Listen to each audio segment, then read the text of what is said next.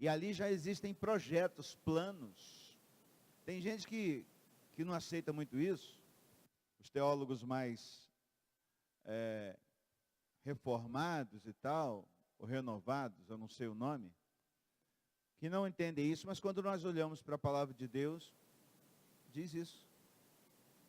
Que o projeto humano, por Deus, já era estabelecido desde o ventre.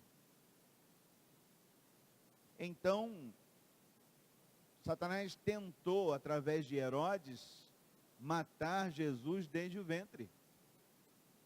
Né? Satanás também sabia das coisas. Ele foi anjo. Aliás, ele continua sendo anjo, só que agora caído, né? Então ele sabe de algumas coisas. Ele não sabe da história toda. A história toda só eu e você sabemos. Porque o Senhor é nosso amigo. Quando a Páscoa se estabelece, nós lembramos da ressurreição de Cristo, né? E a Bíblia diz que ele revela só as coisas dele para amigos. Então nós sabemos da história toda. E em detrimento a tudo aquilo que a família da gente viveu, que o pai da gente viveu, nós somos marcados também. Então a mãe fica ali naquele paparico, naquele relacionamento com o bebê até os 9 meses, aí o bebê nasce. A partir do nascimento do bebê, ele passa mais algum tempo no peito, é mais relacionamento, né? Muito embora hoje em dia as mulheres estão se esquivando de amamentar, o mais rápido possível joga na creche, né? E aí, aquela criança então chega a 1 ano de idade, 1 ano e 2 meses de idade, vai para o chão e começa a andar. No momento em que ele começa a andar, acho que não é no momento, acho que sempre, mas especialmente quando ele começa a andar, eu chamo de anteninha parabólica dele, procura uma outra figura na casa. Essa figura é o pai. É o pai que vai agora ensinar por onde andar, como andar, com quem falar. Isso ficava bem resolvido no projeto de Deus. Mas nós não entendemos isso. Tem homem que aparece em casa de vez em quando, para dar uma cobertura, aí chega e fala assim para a mulher, e aí, está tudo jóia aí? Eu confesso para vocês que essa vida de quem trabalha embarcado, por exemplo, para mim é um negócio muito difícil. Eu acho que eu não suportaria durante muito tempo, não. Porque, na verdade, se são 10 anos de casamento, são 5 anos de convívio. Muito difícil dentro da família. Complexo esse negócio de estar ausente. Quando eu trabalhei com transporte, eu viajava aí pelo Brasil, e às vezes eu ficava 1 mês em determinada cidade, mais 1 mês em outra cidade. Meu Deus, quando eu chegava em casa, minha mulher tinha que se adaptar de novo comigo na cama. Porque ela costumou dormir 1 mês sozinha. Então, essa demanda de ausência paterna gerou, e tem gerado um sentimento no coração dos nossos meninos, uma falta de norte, de o que eu vou fazer da minha vida. Quando eu cuido de pessoas nos nossos cursos de cura interior, quando o menino é incompetente, se tratando de competência familiar, quando ele é incompetente no seu trato familiar como marido, como pai, a gente percebe que a figura paterna dele foi uma figura fraquíssima, ou não teve. Conta-se uma história que havia uma reserva ambiental que os rinocerontes começaram a morrer. E aí, estranho, porque um bicho poderoso, forte, começou a morrer, só que eles iam lá no bicho depois de morto, e aquele bicho tinha um chifrão, né? E normalmente quando alguém mata é para cortar aquele chifre, porque aquilo é precioso. E os ambientalistas lá, os responsáveis pela reserva, concluíram que não era caçador que estava matando, porque não estava arrancando o chifre do bicho. Então eles instalaram várias câmeras pela reserva para pesquisar o que estava acontecendo. E aí eles flagraram alguns elefantes jovens matando os rinocerontes. E aí constataram isso por um período, sentaram para fazer uma análise e concluíram que a reserva estava muito tomada por elefantes.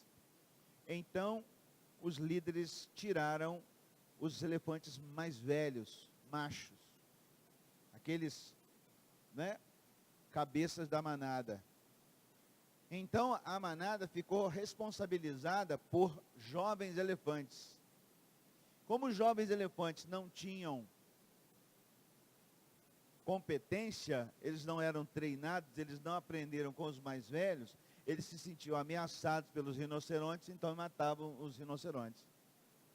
Entendeu? Então os jovens sem referências, por não saberem tomar decisões, acabam fazendo bobagem da sua vida. E aí são esses garotos que casam 3 anos depois se separam. Casam 4 anos depois.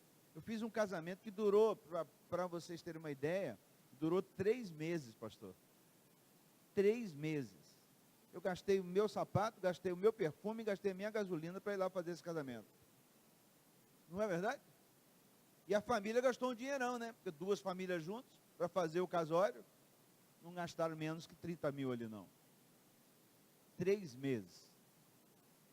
Quer dizer, aí você poderia dizer, mas essa menina é destemperada, a menina maluca. A cabeça da menina é o homem, cara.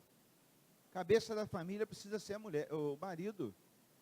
Porque se for a mulher tem uma nuance emocional, se você estudar um pouquinho da psicologia, você vai ver que antes do período menstrual, ela é atacada pela TPM. Aí vem o período fértil, ela está em paz. Mas depois aquilo começa a descer de novo, porque vai chegar a menstruação de novo. Isso altera toda a mulher. Há livros que dizem que, em casos de ações na justiça, haviam juízes antigamente que procuravam saber o período, o ciclo menstrual da mulher para poder saber o que ele estava, que ele iria julgar. Né? Quer dizer, tem mulher com TPM que fica louca dentro de casa. Né? A minha mulher, por exemplo, ela não é fácil quando está com TPM. Estou torcendo para ela chegar na fase da menopausa, que é um sacrilégio, não é brincadeira. Se você falar A, ela interpreta de A a Z. Né? E aí você tem que reconstruir, ter paciência, e aí você tem a sua, sabe como é que é o negócio. Meu filho tem 14 anos, tem hora que ele tem uns confrontos com ela lá, aí ele fala assim, mas mãe, eu não falei isso. Eu não falei isso. Aí eu fico pensando, já está sofrendo o que eu sofro, porque a TPM dela é muito forte, tadinha, né? E a gente tem que interpretar isso, nós que somos maridos, e entender também esse momento delas. Porque elas nem estão se suportando. E dirá a gente, né?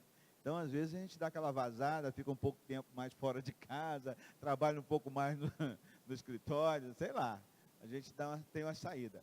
Então, agora esse bebê desceu do colo, ele procurou o pai, porque o pai dá o norte. A antena parabólica liga. E tem alguns pais que não chegaram. Ou então, se estão, são uma referência muito ruim. Eu não sei o que é pior, né?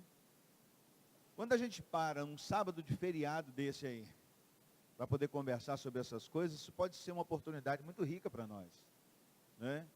Para aproveitarmos e repensarmos muitos dos nossos projetos, da nossa história, porque não vale a pena o homem ganhar o mundo inteiro e perder sua família. Não tem essa história lá? A Bíblia diz, né? Hoje te pedirão a sua alma, que dirás? E eu ouvi um pastor pregando uma vez num congresso de pastores, ele disse, eu falei isso ontem para vocês, eu vou repetir hoje, que a nossa família é a nossa credencial. Quando a gente chegar na eternidade, Deus olhar para a gente e fala assim, e a sua família, cadê? Aí o cara olha para trás e fala assim, pai, qual delas? Porque eu já estou no 5º divórcio. Entendeu? Qual delas? E aí você poderia falar comigo assim, pô pastor, eu acho que eu casei errado. Você diz, rapaz, quantas vezes você casou errado? E aí a galera que é jovem aqui, ó, tem que tomar cuidado com a menina que escolhe para casar. E aí eu tenho lá 34 pré-requisitos para ser marido da minha filha. O cara tem que passar numa peneira, né, para poder ser marido da minha filha. E aí eu fui dar uma palestra para os rapazes e falei sobre isso. Aí o garoto virou para mim e falou, pô pastor, aí não dá, né? Vai ficar peneirando demais que a gente não vai passar, não vai ser aprovado. Eu pensei, cara, você tem que se qualificar, né? E aí quando eu estou com as mulheres juntos, eu digo que as mulheres, as fêmeas da loba, da leoa, da ursa, dos animais, elas escolhem o macho mais poderoso da manada para cruzar com ele. Por quê? Porque se os filhotes do macho com quem ela cruzou for fraco, a selva vai diluir, vai matar, né?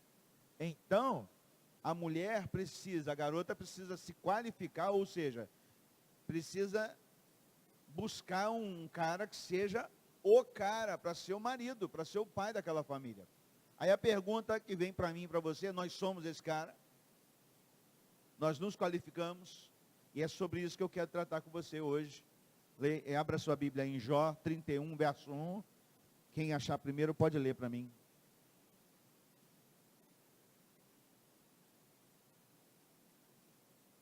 Quero conversar com vocês sobre um homem de aliança. Jó 31, verso 1.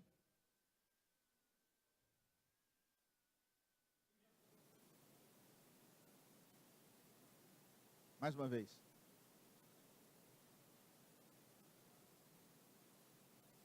Outra versão.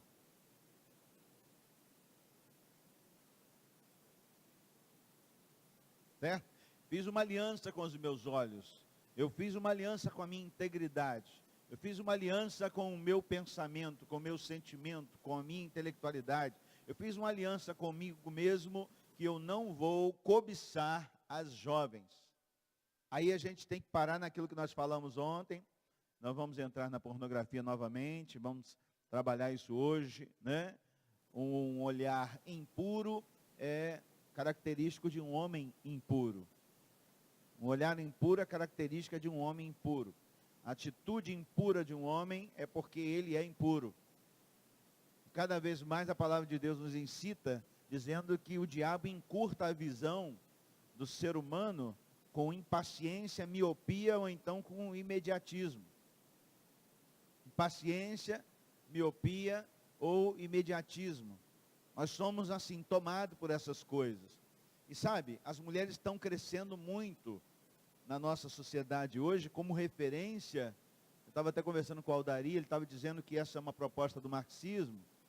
E o que importa para mim e para você é nós olharmos para a palavra de Deus e para a Bíblia, qual é a nossa referência. Porque se nós optamos por ser crentes, a nossa opção é olhar para a referência bíblica, porque a Bíblia para nós é a nossa regra de fé e de prática, a nossa constituição, e a gente não pode negociar isso, né? E a gente tem visto muitas pessoas negociando muito fácil esse processo. E eu e você vimos a história de Davi, vamos voltar nela, que ele também negociou por um momento, né? E eu gosto de pensar que o brasileiro ele tem uma visão mais alongada, né? Tanto que nós somos um país missionário, e a gente manda missionário para o mundo inteiro. Se nós temos essa facilidade de sermos interpretativos, de sermos contemporâneos, muitas vezes a gente vê adolescentes tomando decisões no momento em que sabem ou não sabem que vão afetar o seu futuro. Gente, pensa comigo. Se o adolescente vai tomar uma decisão a longo prazo e ele não sabe os riscos que vai acontecer com ele, que ele corre, quem é que deveria estar junto com esse adolescente na tomada de decisão? Eu e você. Eu e você. Nós estamos deixando os nossos filhos tomar as decisões por eles, porque nós nos omitimos. Porque é cansativo, né? Não, fala sério. Criar filho é muito cansativo, os caras são muito cansativos. Meu filho quer que eu fique jogando aquele negócio com ele lá de computador. Eu não fui criado nessa geração, não gosto de jogo. É cansativo, é chato. Quanto que eu jogava futebol e ele detesta futebol. Então a gente tem uma diferença muito grande. E aí tem aquela história também dos pais que tiveram filhos muito mais velhos. Pai que teve filho muito mais velho, o cara está noutra realidade e um moleque está começando a crescer. E muitas vezes a gente vê um pai que não participa da vida dos filhos, exatamente por isso. A gente precisa se esforçar para se ajustar a eles, porque nós temos experiência e eles não. Eles acham que sabem muita coisa porque eles têm muito conhecimento hoje. Mas não têm conhecimento, eles têm informação. Conhecimento são processos após o experimento. E nós experimentamos algumas coisas e sabemos que vai dar errado. Né? Eles querem saber, agora eles fazem perguntas idiotas para a gente. E quando a gente pergunta alguma coisa do que eles sabem, eles querem humilhar a gente, né? Eles adoram fazer isso com a gente. Só que eles perguntam umas coisas idiotas, quase que perguntam se pé de cana dá abacaxi. Né? Então eles não sabem, a gente não precisa debater com eles e chegar a esse mesmo nível. Porque nós não estamos no mesmo nível que eles. Nós estamos e precisamos estar no nível superior. Ainda que não tenhamos acesso a tanta informação como eles têm, por exemplo, na tecnologia, mas nós temos experiência de vida. E ontem o pastor estava confirmando com a gente aquelas experiências que ele passou. Quer dizer, as experiências que nós já vivemos, os caras não precisam viver, porque foram dolorosas. E aí o nosso processo hoje é exatamente transitar isso de uma maneira saudável, trazer o filho. Eu falei com a minha filha esses dias, eu tenho 2 filhas e um filho. Uma já casou, a outra tem 19, está namorando, fazendo faculdade, e tem um camarada de 14 anos. E aí nós fizemos uma viagem, eu e ela juntos, e a gente conversando, eu disse para ela assim, filha, olha só, está namorando, e tem coisas que a gente poda, porque não vai fazer, não pode fazer e tal. Ela disse assim, pai, às vezes eu fico muito chateado, muito triste com você, ou com mamãe, porque vocês parecem que não confiam na gente. E aí, eu expliquei para ela o seguinte, e é isso que nós precisamos explicar. Veja bem, se você tomar as decisões por sua conta, você vai se responsabilizar por isso. Mas se você entrega o seu coração para mim, para eu proteger você, para eu cuidar de você, para eu dizer para você as coisas que eu penso que deve e que não deve, filha, a responsabilidade passa a ser minha. É muito mais leve para você deixar eu cuidar de você. Porque quem vai responder por isso sou eu. Quando você assume o papel, aí a galera que é jovem aí está me ouvindo. Quando você assume a responsabilidade de tomar as decisões sem experiência nenhuma, na hora que você está com os seus hormônios bombando, na hora que vocês estão pensando que sabem de todas as coisas, e vocês tomam essa decisão, o preço que vocês vão pagar é responsabilidade de vocês. Mas quando você chama alguém responsável para junto com você tomar essa decisão, aí vocês outorgam para nós essa decisão, e essa decisão será sempre de proteção. E aí ela conversando comigo, ela acalmou o coração dela. Então o que a gente vê hoje dentro de casa? Os pais ou as mães dizendo para os filhos só assim, não pode fazer isso, não pode fazer aquilo, não pode fazer aquilo outro. Tem que explicar por que não pode. Agora, o que a gente vê também, em se tratando de criação de filhos, que um filho, ele se torna rebelde com o pai e com a mãe, quando ele não sabe se ele é amado ou não. Um filho está pronto para obedecer pai e mãe quando ele sabe assim, meu pai me ama. Eu vou entregar a responsabilidade para o meu pai, porque eu sei que ele está me protegendo.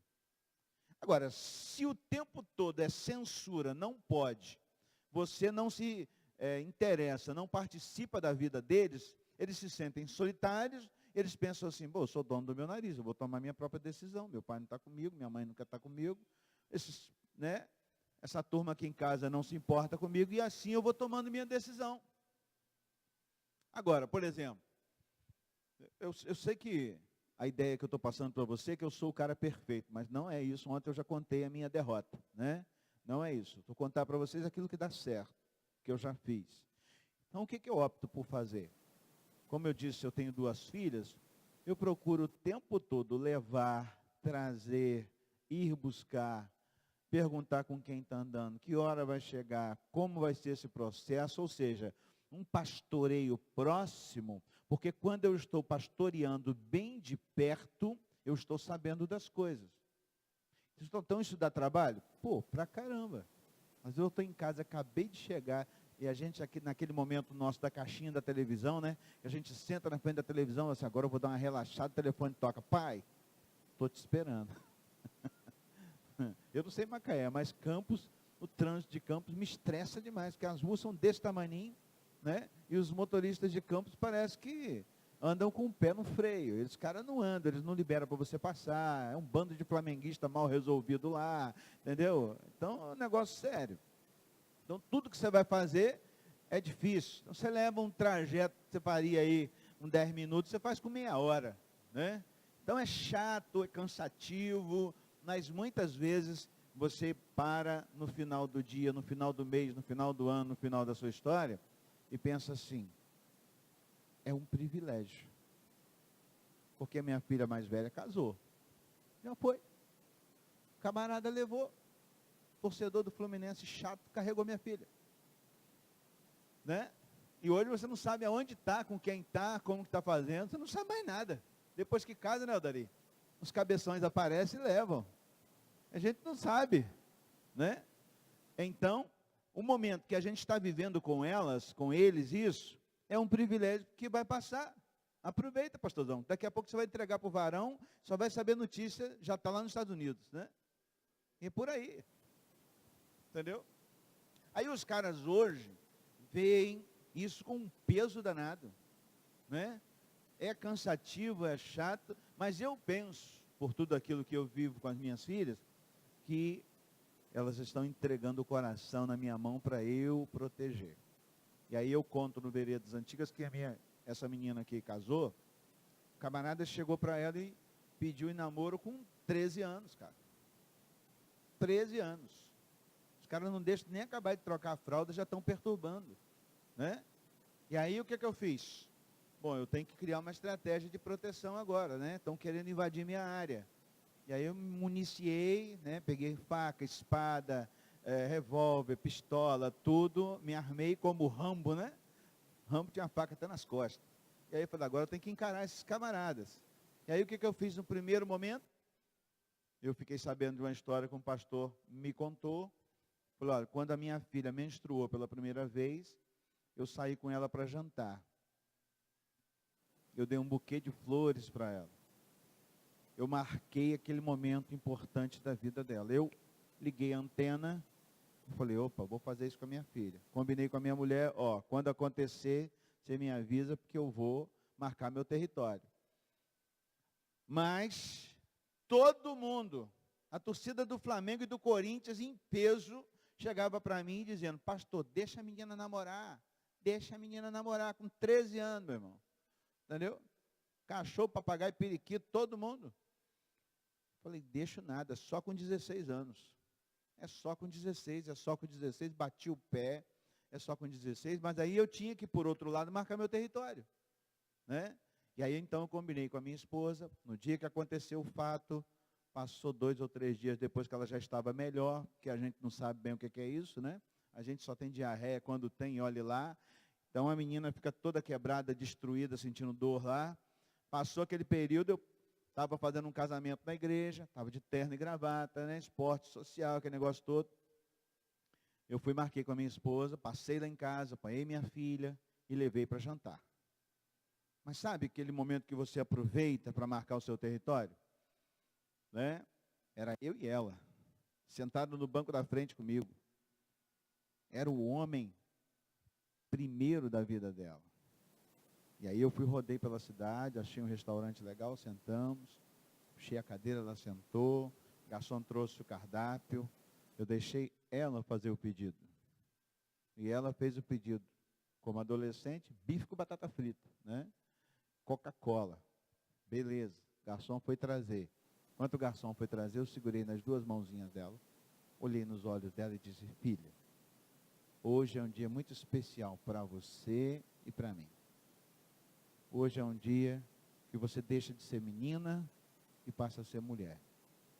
E a partir de agora, tudo que você fizer terá um teor de responsabilidade muito maior.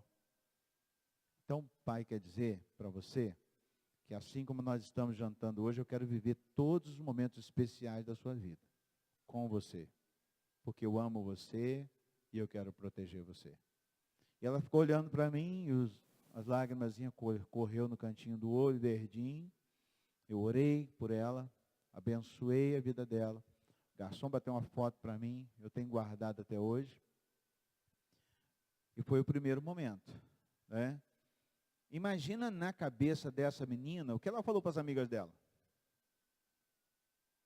Imagina a história dela, o que ficou registrado. Que para nós, aqui para nós somos homens. Homem é bicho seco, né? Mas para elas não. E esse é o grande diferencial que a gente precisa entender. Isso foi 13 anos. E agora? Vem 14, o torcedor do Fluminense está esperando. Cara insistente, meu irmão, nunca vi daquilo. 14 anos eu peguei um buquê de flores e mandei no colégio, no dia do aniversário dela, na sala de aula dela, e entregou na frente de todo mundo. Enquanto todo mundo pensou que era o namorado que estava mandando, era eu, mano. Estava marcando meu território pela segunda vez. Coisa simples, né? E agora vem 15 anos, e todo mundo, pastor deixa a menina namorar, pastor deixa a menina namorar, pastor deixa a menina namorar, eu já estava me sentindo perseguido, cara, sabe? Aquela hiena, quando está correndo com um bando de leoa está atrás dela, era eu, né? E aí vem 15 anos. Bom, agora a gente tem que fazer uma festinha, né? Aí levanta um dinheiro para cá, levanta um dinheiro para lá, a esposa pagou o book, eu arranjei um dinheiro lá, me emprestaram um salão de festa, fizemos uma festa muito legal. Mas aí eu descobri que o Rick e Renner tinham feito uma música para uma delas, filha deles lá que fazia 15 anos.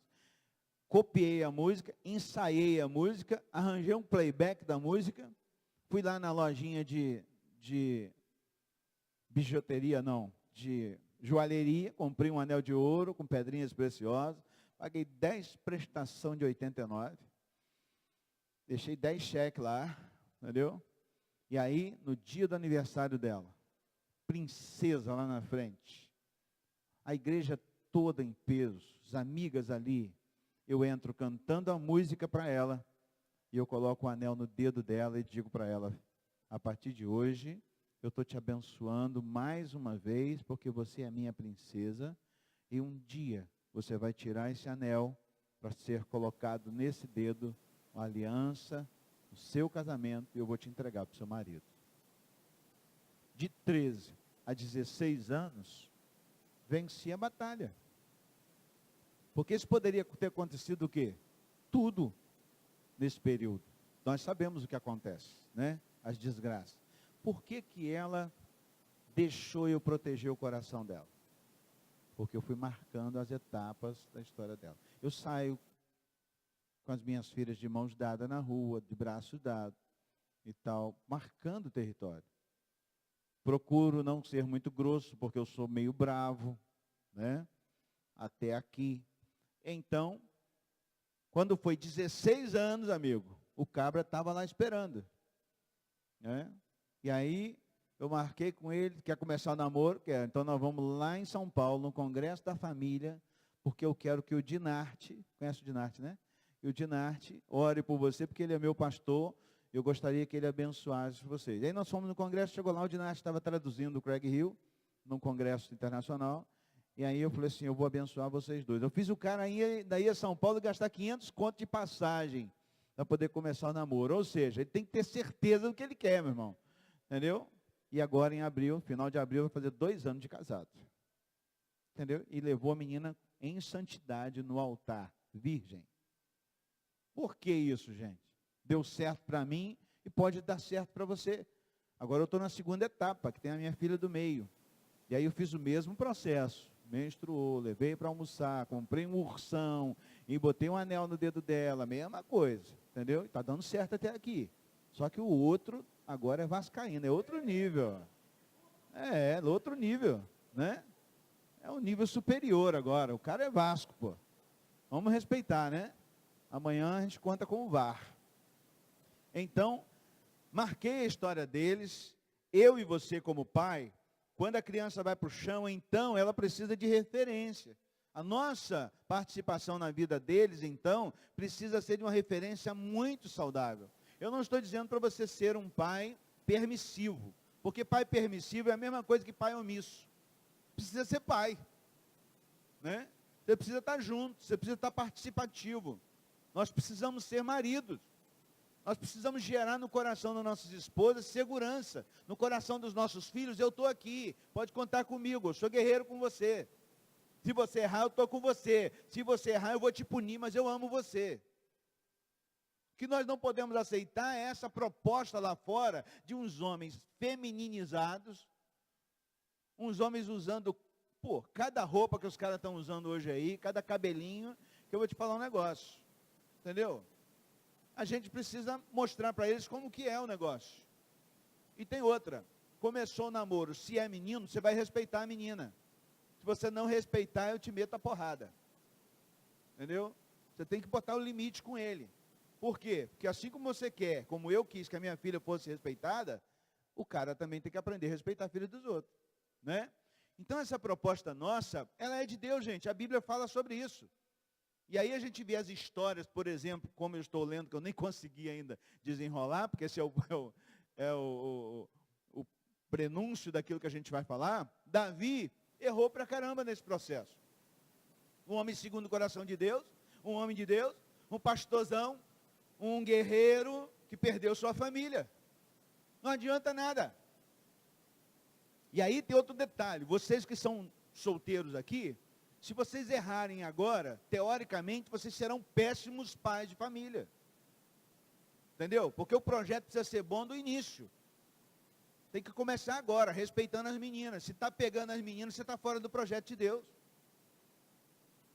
Eu não ouvi isso. Eu não aprendi isso. Na fase de vocês, eu estava no mundo, afastado da igreja. Enfiado em pornografia. Né? Longe de Deus. Eu não participei de um retiro de jovens da minha vida, cara. Eu não sei o que é isso. Por quê? Porque eu estava afastado de Deus, de 12 aos 25 anos. Mas hoje vocês são privilegiados. O que a gente não pode ver, e não pode admitir, é que homens como você, que passam a manhã de sábado dessa inteirinha aqui, para ouvir essas coisas e não façam nada na vida de vocês. Porque Jó diz, eu fiz uma aliança com os meus olhos. Eu fiz uma aliança com os meus olhos. Eu não vou cobiçar a virgem. Fiz uma aliança com os meus olhos. Como, pois, os fixaria numa virgem? Ainda que as mulheres lá fora hoje, vocês vivem numa região de praia, a luta deve ser muito maior do que a minha. Há um espírito sobre o Brasil que ele atua na área da sexualidade. É Leviatã. E é o mesmo daquela que o pessoal bota barquinho no mar, como é que chama? Iemanjá, é a mesma. Leviatã e Iemanjá é um demônio que trabalha sexualidade, né? E por isso o nosso país é tão impregnado por essas coisas. Tanto que você vai no Rio de Janeiro, onde o índice de macumbaria é maior, você vê lá a prostituição escancarada, você vê as mulheres sensualizadas. O nosso estado é o pior, acho que do Brasil nesse aspecto. Por quê? Porque os governadores que entram e que saem, entregam o nosso estado na mão de Leviatã. Todo ano, virada do ano, estão lá na beira da praia. Estourando foguete e botando barquinho no mar. Quem toma conta do estado? Leviatã. Eu fui a Foz do Iguaçu, na verdade não fui em Foz do Iguaçu, eu fui num congresso de batalha espiritual na cidade lá do Paraná, chamado Barracão. Divisa com a Argentina, lá na tríplice fronteira. E aí, eu peguei o ônibus, peguei o avião até Foz, de Foz a gente foi de ônibus, e o trajeto de volta. Na volta, em Foz do Iguaçu, nós fomos para atravessar para comprar bugiganga no Paraguai, e depois viemos embora. No período que eu estava lá em Foz do Iguaçu, eu olhava para as mulheres, eu senti falta, meus irmãos, eu senti falta de mulheres sensuais na rua, pastor. Sabe aquelas mulheres que a gente olha com as roupas apertadas, que é só virar que você vê a bunda dela? Eu senti falta disso. Eu falei, ué, tem um negócio errado aqui. As mulheres aqui não se vestem com essas roupas apertadas. E aí eu comecei a fazer uma análise. Porque eu estava no meio de um congresso de batalha espiritual, o que eu entendi?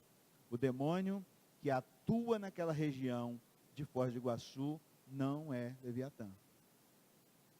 Sensualidade lá não é o processo, lá deve ser outro. Mas no estado do Rio de Janeiro, é fatal. Entenderam como que gira a questão espiritual? Por isso que muita gente hoje ainda tem problemas sexuais, porque a estratégia do inimigo, como a gente está vendo, ele cria o problema sexual, ele cria alternativas sexuais para poder embolar a população. E aí eu tenho um problema com a minha mulher, eu caio na pornografia. Eu tenho um problema no meu casamento, eu vou trair a minha mulher. Então, os problemas que nós temos na área sexual, que eu acabei voltando no assunto, demandam espirituais.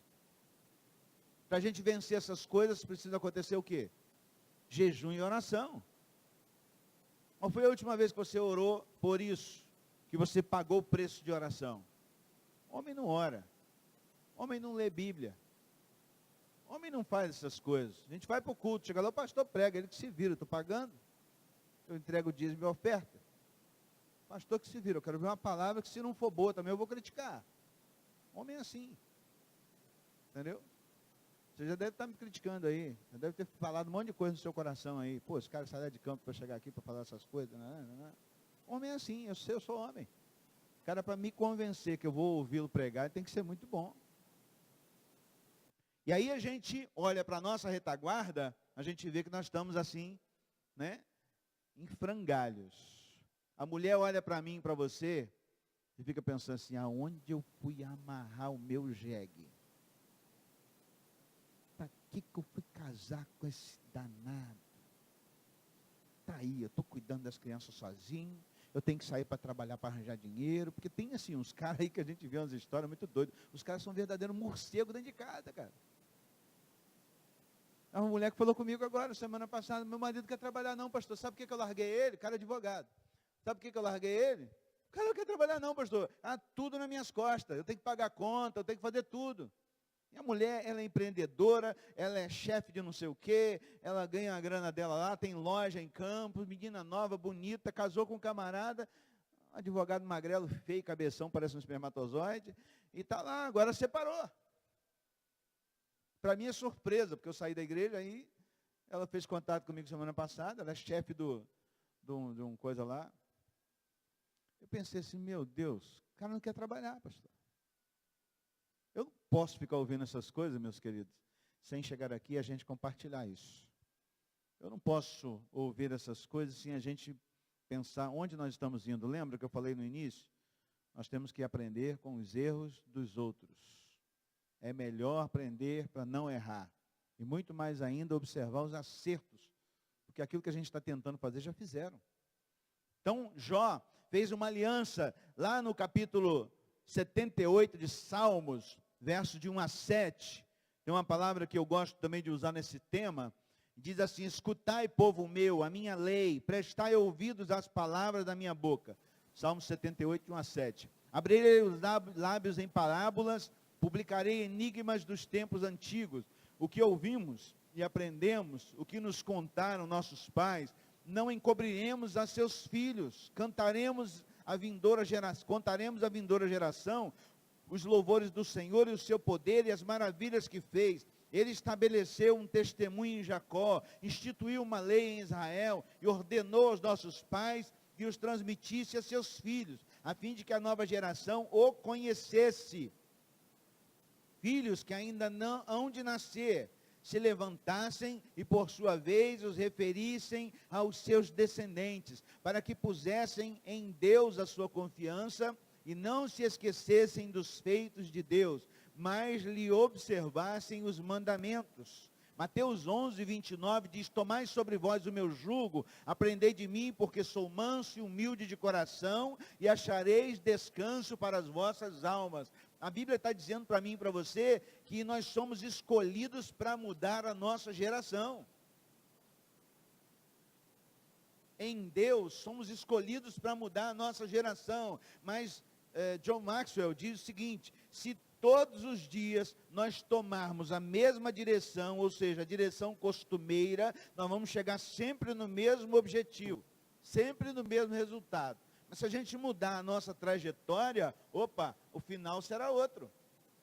Seus pais erraram com você, seu pai não te ensinou a palavra de Deus, seu pai nunca orou com você em casa, seu pai nunca jogou baleba com você, bola de gude com você, seu pai nunca soltou pipa com você, seu pai não participou de nada, sua mãe não fez isso, fez aquilo, e a gente está fazendo a mesma coisa, parece um ciclo repetitivo, cara.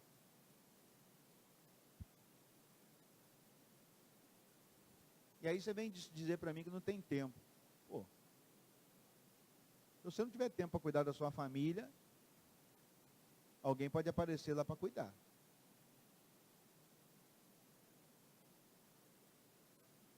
E tem uns homens bons soltos por aí. Se eu não cuidar bem da minha família, eu corro o risco. Estou igual no mesmo pacote que você.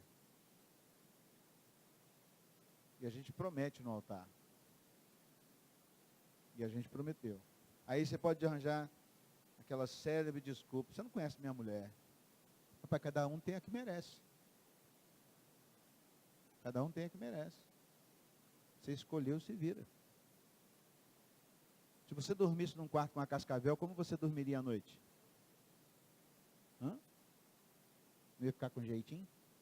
Quietinho lá no cantinho, sem se mexer, porque cascavel só morte se você mexer com ela. Ia dormir quietinho, meu filho, não ia nem peidar, nem respirar. Porque você corria o risco de levar uma cepada. É porque quem vive com uma mulher difícil é assim, meu filho, tem que aprender a viver. Né? Vai devagar, seja humilde, tal. Né? Bater de frente, você sabe que quem perde é você. Tem que ir devagar, roendo por fora. Né? A gente vai trabalhando essas coisas. Porque no fundo, e lá na frente, quando você chegar, como eu já cheguei, 27, eu estou em quanto de casado? 29, está pouco ainda. Quem está mais velho aqui? Casado? 36. O que é isso aí? 45? Entendeu? Você tem que tirar o chapéu pro cara. Tem que tirar o chapéu pro cara. Para aguentar uma mulher 45 anos, eu vou te falar um negócio. É um herói. Né? É um herói. E quando é a mesma mulher ainda, é um herói pós-graduado. Né? Mas nós fomos chamados para isso, o casamento é isso. Aí tem um detalhe assim, que eu gosto de dizer, que eu aprendi com um casal que eu cuidei lá da igreja, que a mulher morreu. É até engraçado, mas eu tomo isso como um princípio.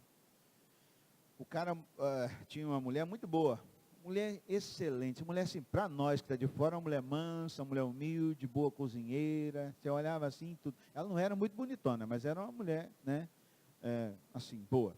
E aí a mulher morreu de câncer. Esse cara foi complicadíssimo, resolveu casar de novo. Arranjou outra mulher de meia idade, e nós sabemos que uma mulher de meia idade vem acompanhada de um pacote, né? Herança, filhos de outro casamento, esse babado todo. E aí começou a dar um quiprocó, deu um problema danado. Aí eu comecei a cuidar desse casamento, desse relacionamento. E aí ela veio reclamar comigo que ele era um cara assim, descompensado sexual. Umas coisas que ele fazia lá que ela não concordava. E ela fazia umas coisas que ele não concordava. O negócio de meia idade é um negócio sério, né? Cada um com suas manias. E aí, ela um dia falou assim comigo: pastor, sabe o que esse camarada faz? Ele entra para o chuveiro, toma banho, sai do chuveiro, pisa no tapete, levanta os braços para cima e quer que eu seque ele.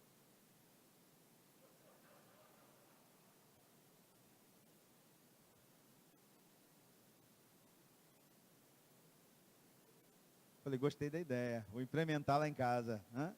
Mulher, a partir de hoje. Hã? E o negócio estava dando ruim. Né? Porque ela vem de uma outra história. Aquilo ali ele fazia com a mulher dele, que durou 35 anos de casado. Né? Morreu de câncer. Agora, ele está querendo viver a mesma realidade. Né?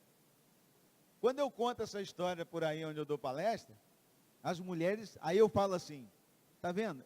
Se a mulher quiser ficar casada há muito tempo, é só fazer isso. Aí ela, né, joga a cadeira para cima, pinta o escambau. E aí, o que eu aprendi com isso?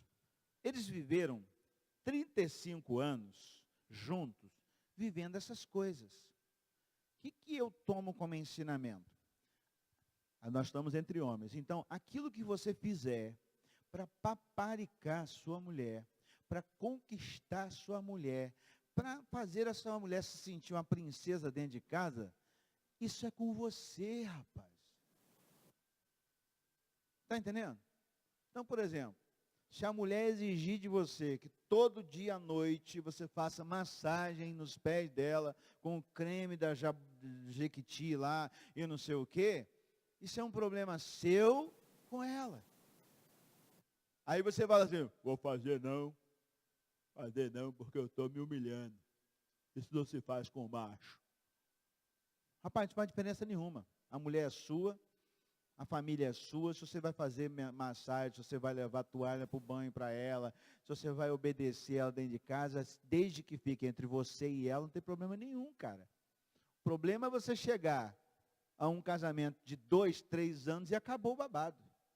A sua família está à deriva, uma mulher insatisfeita dentro de casa, entendeu?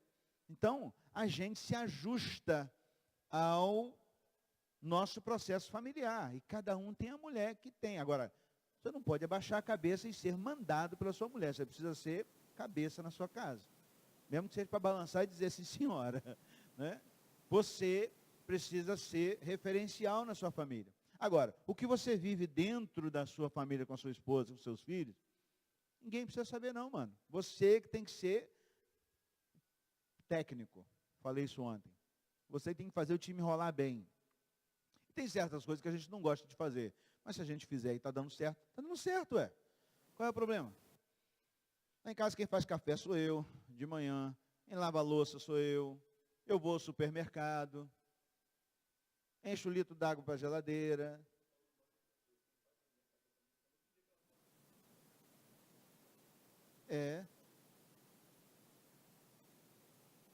Mas está certo. Processa. Né? Tem uns caras que não fazem nada. E eu vou dizer uma coisa para você. Eu acho que eu faço muito. Pô, cara, encher um litro d'água é um negócio difícil pra caramba. Aqui para nós. Né? Tirar cocô de cachorro, você tem que estudar em Harvard para poder fazer isso. Não é fácil, né? Elas não entendem isso. E aí, assim, tudo aquilo que a gente faz é pouco para elas. Entendeu? Elas vão dizer, você não fez nada, você não fez nada. Mas você precisa saber que você está ajudando. O importante é você saber que você está colaborando. É o que eu faço. Eu lavo a louça e deixo em cima da pia. Eu não gosto de arrumar. Por que eu não arrumo? Porque se eu arrumar, depois ela vai lá, desarruma e arruma do jeito dela. Então eu já deixo em cima da pia. Aí ela chega e fala assim, você não fez nada. Você não fez nada. Você não fez nada. Né? Eu encho a boca para dizer que eu lavo uma pia de louça para todo mundo ouvir, para achar que eu sou o cara, e ela chega em casa e fala, você não fez nada. Entendeu? Agora, eu sei que eu estou ajudando, eu sei que eu estou colaborando. Eu faço o arrozinho, eu faço o feijão, no dia que eu estou com o tempo disponível lá, o almoço está meio adiantado. Né? Eu faço algumas coisas e você precisa ajudar, é só você interagir. Agora, aquilo que você está construindo dentro da sua casa, ninguém precisa saber qual é o problema lá fora. É a gente tem vergonha, porque às vezes está fazendo algumas coisas e alguém vai chamar a gente de bolha. Espera aí, de bola murcha. Não é esse o processo. O processo é que a minha casa precisa ter a minha marca, a minha participação em muitas coisas que eu estou fazendo. Então, o que eu digo? Ultimamente eu tenho falado, seja indispensável. Seja indispensável. O que é isso? Marque o seu território. Participe um pouquinho de cada coisa, um pouquinho de cada coisa, um pouquinho de cada coisa. Eu estou aqui, essa família, eu gosto de dizer para minha mulher assim, quando eu vou no supermercado, eu já passo o olho em algumas coisas que está faltando, né? Aí eu compro. Aí às vezes ela chega em casa e não sabe que eu comprei, ela fala assim, eu precisava que você comprasse creme de leite para mim. Aí eu falo assim, ei, você tem marido, o creme de leite está aí. Entendeu? Eu precisava que você comprasse alho. Não. O alho já está aí há muito tempo, o bicho já está até criando cabeça lá dentro da geladeira. Você tem marido, está pensando o quê? Aí eu tiro onda, entendeu? Você tem que marcar o seu território. Basta a gente ter um olhar perceptivo e apurado com a família, entendeu? eu e você precisamos fazer uma aliança com os nossos olhos, com o nosso coração, de que a demanda posterior a nós vamos marcar território. Você tem que ser mais participativo. Você precisa marcar o seu território. A sua mulher precisa ficar mais satisfeita com você. Porque as nossas esposas também são usadas por Deus para dar uma limada na gente. Porque se deixar, nós somos preguiçosos, nós somos omissos, a gente fica meio de lado no processo. Aí a mulher assume tudo mesmo, deixa ela tomar conta, está dando certo, beleza, eu vou assistir meu jogo agora, né, vou tomar minha Coca-Cola, comer meu queijo, enquanto isso a mulher está ralando, ela está se arrebentando, mas ela está passando pano no chão e pensando, desgraçado, eu estou aqui trabalhando e ele está lá assistindo o jogo, maldito, e não sei o quê, e fica reclamando, rixosa dentro de casa depois, por quê? Porque nós não estamos participando. E aí minha mulher fala um negócio que é bem interessante, ela diz assim, às vezes a gente nem quer que você faça, às vezes a gente quer que você fique perto. Entendeu? Vai para a cozinha então, cabeção, bota um banquinho lá e senta e fica conversando com ela enquanto ela limpa. Faz alguma coisa, poxa. A gente precisa avançar, não ter os mesmos queixumes de lá de fora.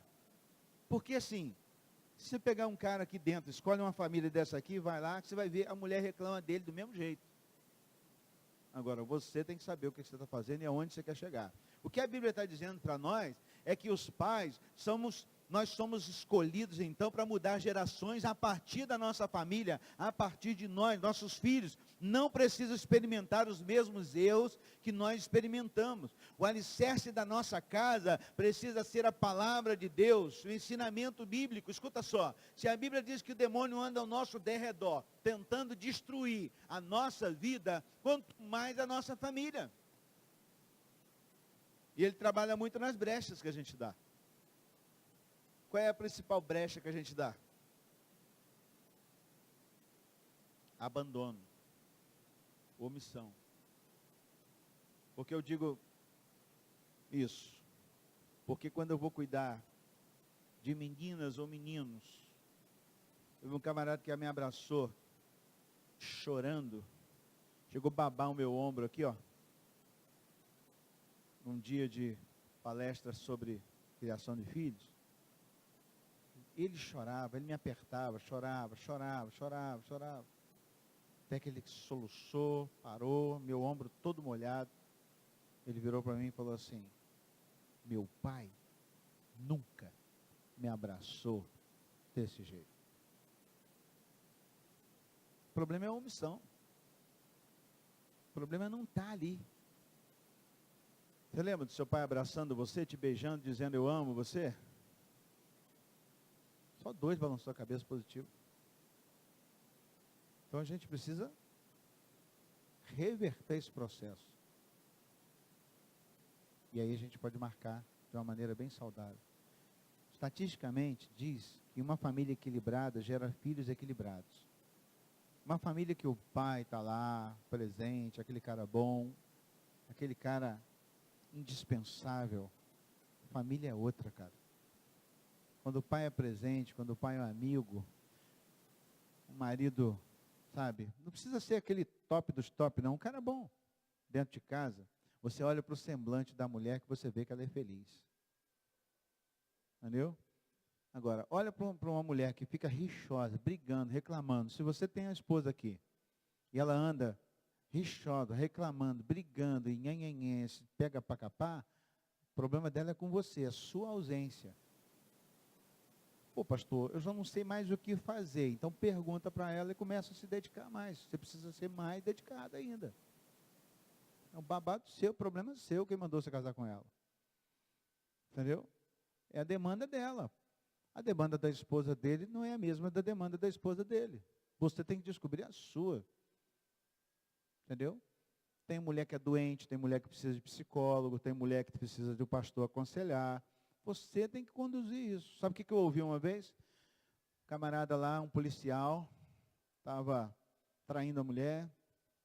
E aí eu me aproximei dele, não é crente. Me aproximei dele, eu comecei a dar palestra de família lá no batalhão da polícia, o coronel é meu amigo. E aí um dia, a esposa dele veio ao meu gabinete, católica, gente veio conversar, e aí ela foi gravidona, buchudona mesmo. Ela teria filho uns 15 dias depois, reclamando dele. Aí eu percebi que ele estava com uns problemas espirituais, o demônio estava dando umas visitadas nele lá, por causa das heranças dele, né? Aconselhei, orei com ele primeiro, depois ela veio. E aí passou um mês depois, eu mandei uma mensagem para ela, ela me respondeu, e aí menina, como é que você está? Tudo bem, pastor, e tal. E o bebê, nasceu com probleminha, aquele negócio todo, e aí uma coisa foi desenrolando até chegar no marido. Quando chegou no marido, ela falou assim, pastor, o senhor acredita que o meu marido me levou para o hospital, me deixou na porta do hospital para ter filho, e foi embora para casa?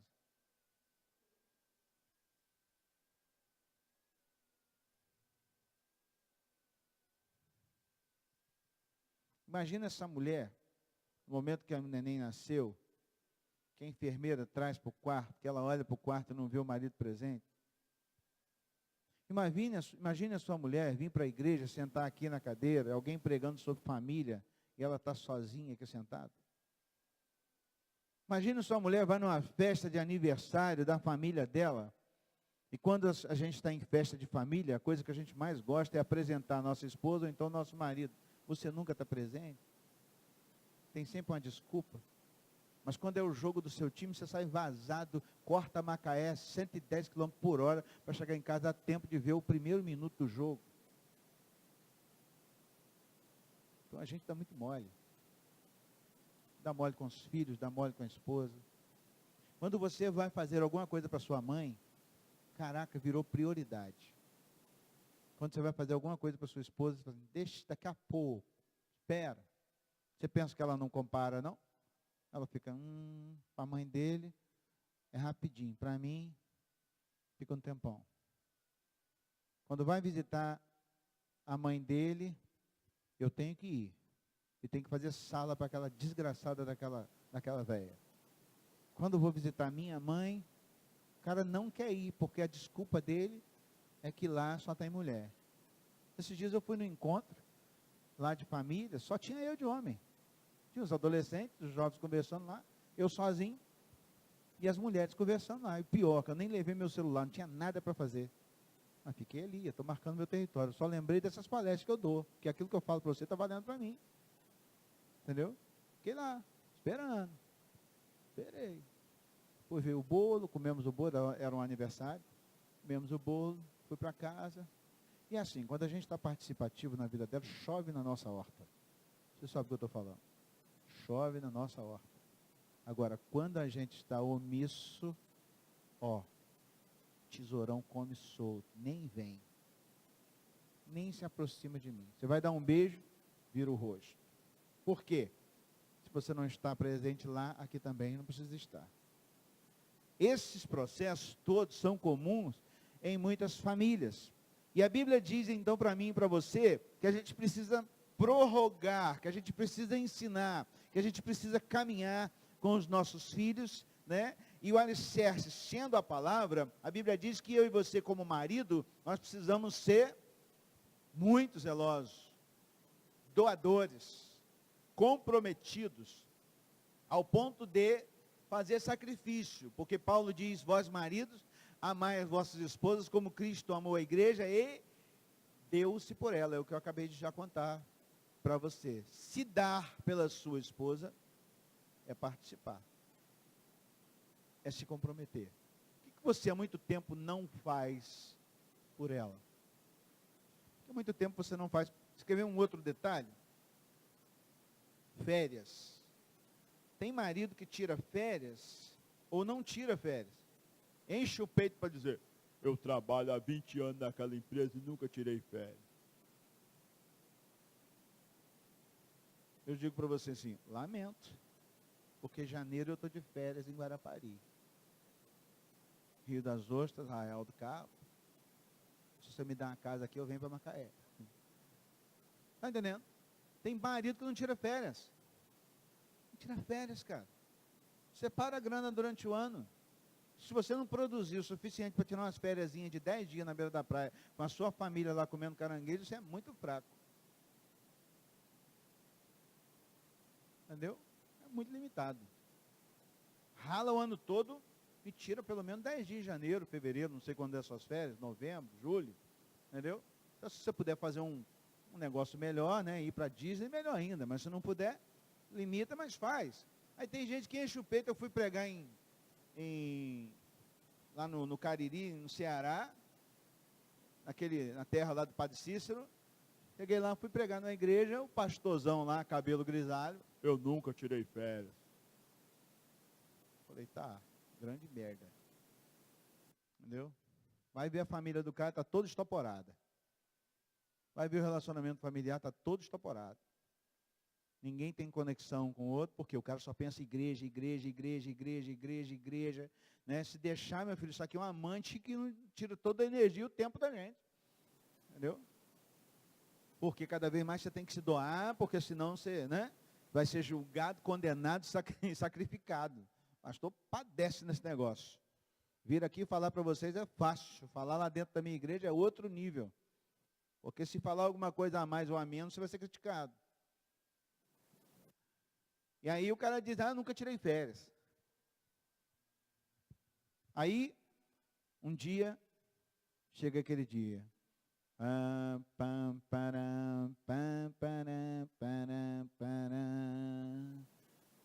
Culto de corpo presente. Pastor fulano de tal morreu. Aí você vem para o culto, alguém faz uma forcinha para dar uma bola para o cara, a família fica pensando.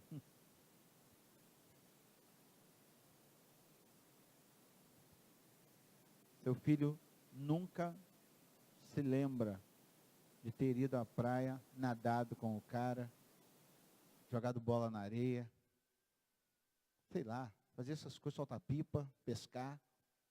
É uma história de um pai que saiu para pescar com o filho, sacrificou o dia, deixou o celular, deixou a rede social, guardou tudo e foi passar o dia com o filho. Entraram lagoa dentro, com o barquinho, pescando. Meu Deus, cada minuto que passava, o cara orava para o relógio, pensava assim, estou perdendo meu tempo, aqui parado, cara, sem fazer nada, perdendo meu tempo, tenso, o celular não está presente, o mundo está acontecendo lá fora, o que será que está escrito no UOL, o que está passando no G1, R7, eu estou aqui parado, cara, com a mão fedendo a isca, pescando com o filho e tal. Foi aquele dia martirizante. Quando chegou no final do dia, os dois foram escrever no seu diário. É uma história, né? O pai escreveu assim no diário dele: dia tal, pior dia da minha vida, terrível, não produzi nada. No diário do filho dele estava escrito assim: o dia mais importante da minha vida, fui pescar com meu pai.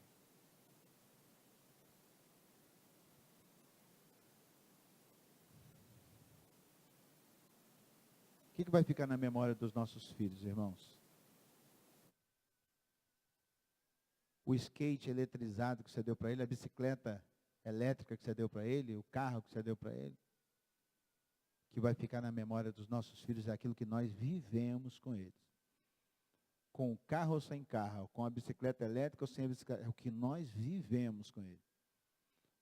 Tem pessoas que vão conversar com você, lá na minha igreja tem uma mulher baixinha chamada Célia, tudo que ela vai falar, ela fala assim, meu pai dizia,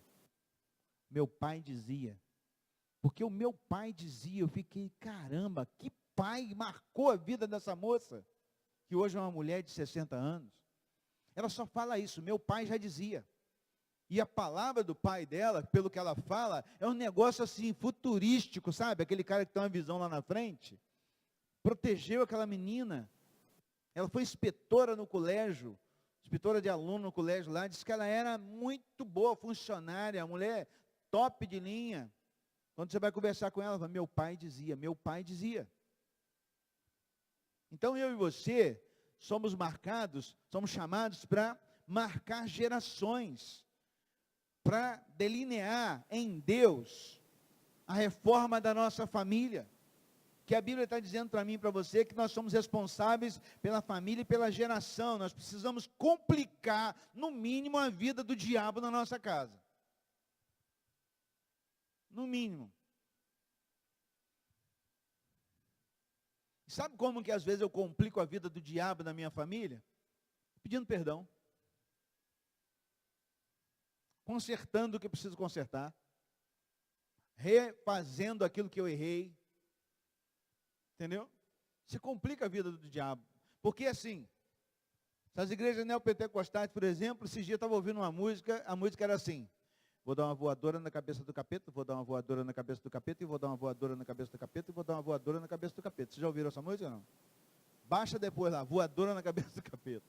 A música era só isso, pastor. Vou dar uma voadora na cabeça do capeta, e vou dar uma voadora na cabeça do capeta, e vou dar uma voadora na cabeça do capeta. Eu fiquei pensando, está pensando que o cara luta jiu-jitsu, é? Porque o diabo não tem medo da gente não, gente. O diabo não tem medo de voadora não. Você sabe o que o diabo tem medo, que ele odeia?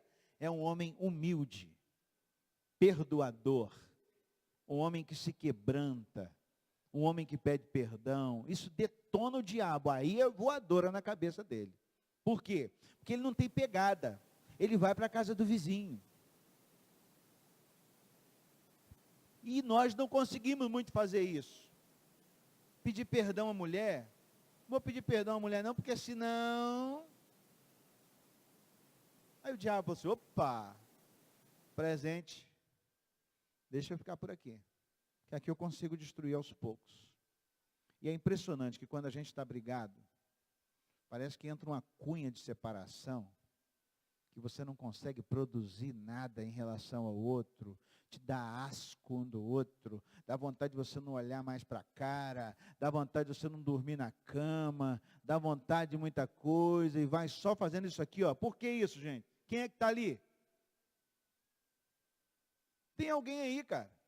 Você pode ter certeza. Josué Gonçalves conta uma história que foi visitar um casal, chegou lá, e o casal brigando, um problema, não sei o quê, e Josué falou assim, deixa eu ir lá no quarto de vocês, onde é?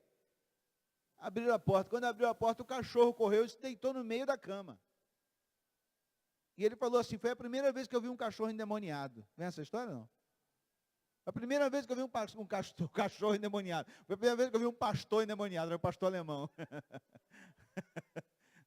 Falou mesmo, o cachorro começou a rosnar para ele dentro, sentado na cama. Quer dizer, aquele bicho estava tomando espaço da família, tomando espaço do casal, entendeu? Estava impedindo o relacionamento da família. A batalha espiritual na nossa casa é um negócio que a gente não percebe. Mas quando é que a gente começa a perceber? Quando a gente não se prepara antes. Quando a gente não se prepara antes? Quando a gente não jejua, quando a gente não ora, quando a gente não busca, quando a gente não paga o preço. Cara, quem tem que fazer isso é você. Sabe o que uma mulher sente quando a gente chama para orar? Vamos orar? Chama o Zezinho lá, chama a Joaquina lá, vamos orar. Lê a palavra, vamos orar, vamos sentar à mesa para comer. Sabe o que a mulher sente? Chuta. Hã? O que a mulher sente quando você traz toda a família para debaixo do seu braço? Segurança, pô. Total. Minha vizinha só vive reclamando do marido dela. A minha empregada, minha patroa, só fica falando mal do marido. Meu marido ora comigo.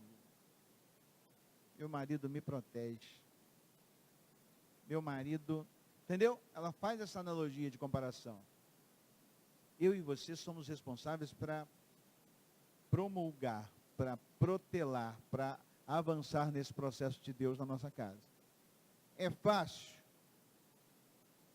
É bom? A gente não gosta. Mas é essencial.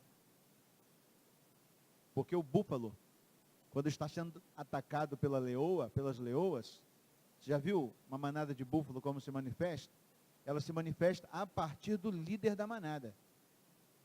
E aí daqui a pouco vem aquele bichão pretão, encabeça, vem mais uns 4 junto com ele, parte para dentro do leão, não fica um. Vai ter que soltar o filhote. Agora, se não tem líder naquela manada, como é que faz o negócio?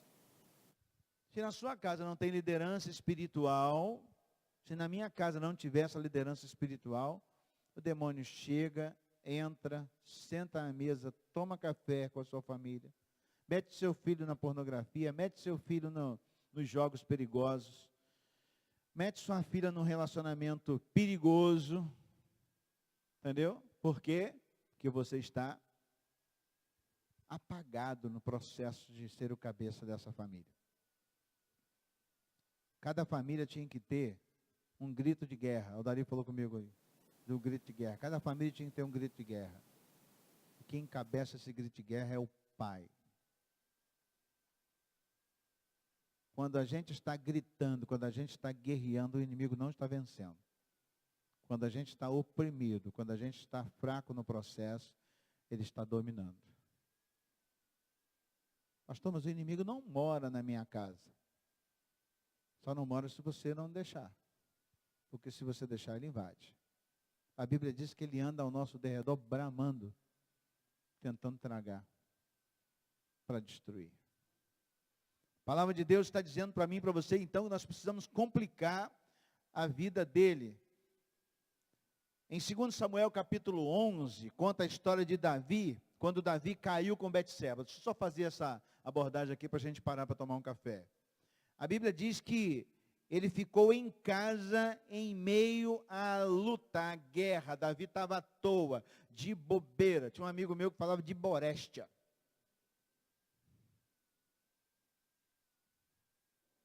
Pagando o preço de nada, desapercebido de tudo. Sabe qual é o momento mais tenso e mais perigoso da nossa vida? É quando a gente arreia as armas.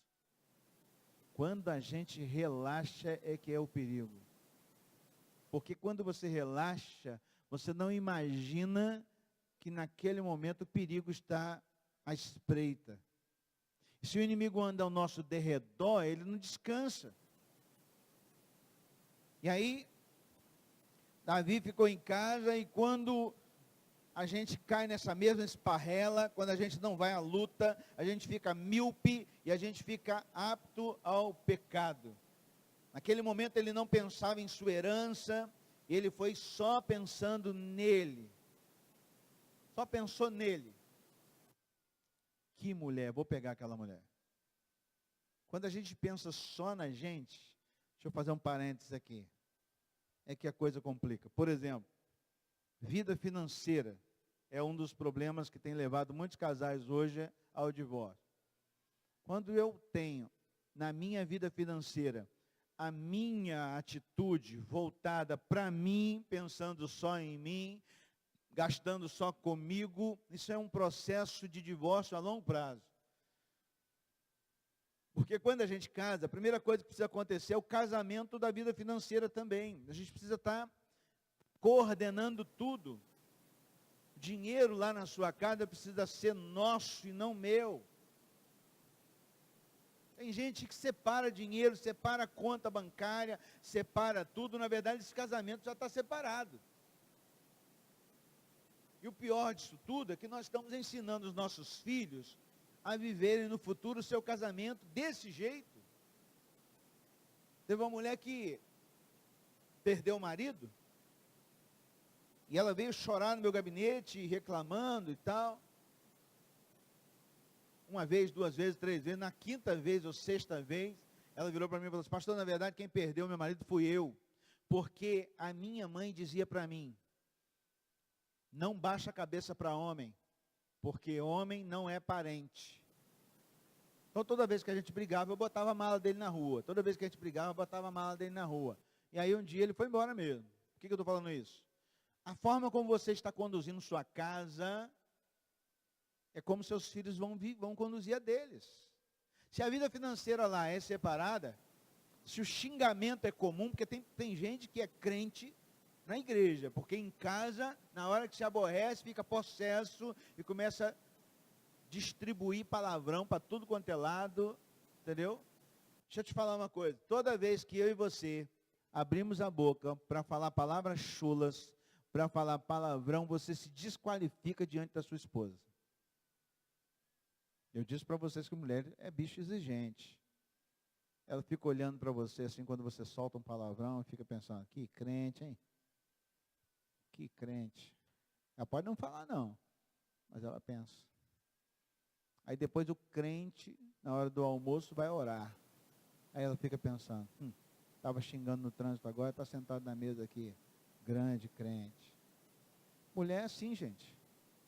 Mulher não negocia, mulher é igual criança. Criança, quando a gente ensina assim, ó, não pode colocar aquilo ali assim, assim. Aí ele aprendeu. Mas a gente vai lá e coloca. Quando a gente coloca, o que a criança faz?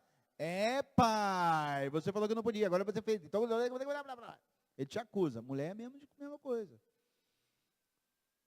Nós precisamos ser pastores na nossa casa. Nós precisamos ser crentes na nossa casa. Porque se não formos, nós vamos ser censurados. Não vamos ser apoiados. Eu sei que se tivesse um terceiro dia de congresso, você não ia querer vir amanhã, que você está tomando tanta pancada. Mas deixa eu te falar uma coisa. Se a gente não tomar essas pancadas, a gente não acorda. E eu estou falando para vocês daquilo que eu ouço no meu gabinete. Porque essa é a reclamação geral. Então é ótimo a gente poder parar aqui, olhar nos olhos um do outro e dizer assim, nós estamos nessa, parceiro. Nós estamos juntos. Nós estamos pagando o preço porque a gente erra mesmo. Mas nós vamos sair daqui, nós vamos consertar muita coisa daquilo que a gente está ouvindo. Porque eu quero viver paz na minha família. Eu quero viver paz na minha casa. E se preciso for, eu vou suar sangue, porque a Bíblia diz que como homem eu preciso amar minha esposa e suar sangue para abençoá-la. Suar sangue para garantir o futuro dos meus filhos. Eu não quero chegar no final da minha vida, na hora do meu sepultamento, e ouvir dizer, você não vai ouvir também, né? Mas ter a consciência de que a sua família está dando graças a Deus que você morreu. Tem um cara lá que trabalha na Petrobras, agora está turma de Petrobras, é complicado, né? O cara embarca, quando ele embarca, a mulher está lá na igreja, trabalhando, ela é boa. Quando eu falo assim, Denise, vamos fazer tal projeto, ela fala assim, pastor, a coisa desembarcou. Entendeu? Lá em casa parou tudo, porque ele está aí. Cara, é muito triste você ouvir isso. A mulher deveria ficar com saudade do cara que passou 15 dias embarcado. Ela chega e diz para mim assim, está difícil. Diz que embarca geral. É porque eu falei Petrobras só para mexer com o Aldari ali, que o genro está aqui, né? Mas é quem embarca geral, ou quem viaja muito, né? A ideia é só essa, sabe? Que tipo de participação a gente tem na família que gera no coração da mulher uma atitude dessa, cara? Entendeu? Aí eu vou lidar com o camarada, eu vejo que ele é muito difícil mesmo. Entendeu? Por quê? Porque a mãe dele é muito difícil. Porque a geração dele é difícil. Então a gente precisa se ajustar. Quando a gente vem para um encontro como esse, então, eu creio que a gente pode crescer muito.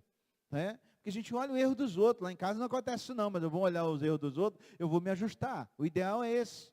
Porque eu preciso complicar a vida do inferno na minha casa. Davi foi esse cara. Ele pensou, eu quero aquela mulher para mim. A nossa geração está nadando nesse processo de egoísmo. Eu quero, eu posso. E essa foi a pior estratégia das trevas lá no céu. Porque o diabo falou assim, eu quero ser igual a Deus.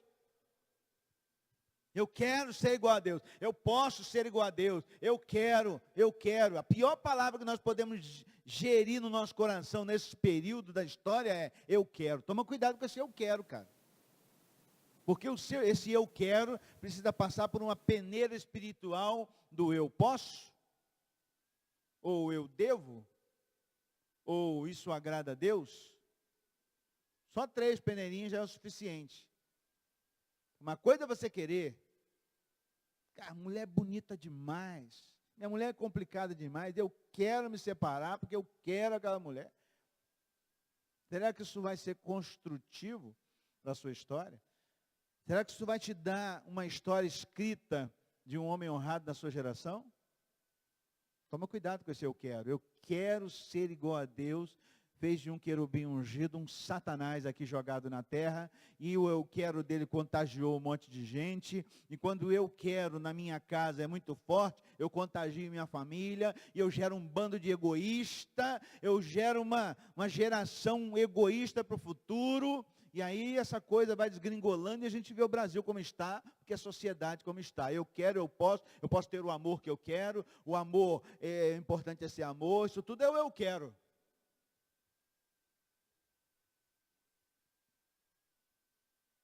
que a gente precisa passar pelas peneiras de Deus. Amém? Vamos tomar um cafezinho para o soco continuar depois? Dar uma paradinha. O que a gente precisa delinear para a gente eu tenho uma aliança no meu coração. A aliança que eu fiz no meu coração eu não vou olhar para uma virgem com os olhos impuros. Começa em mim. Eu quero que a minha família seja edificada.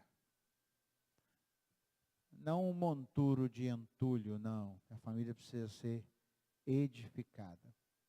E a edificação, quem trabalha com edificação aqui, igual o pastor Elias sabe, que tem todo um processo de planejamento, de estruturação, de escolha de materiais, de avaliação de custos, para depois você começar a obra.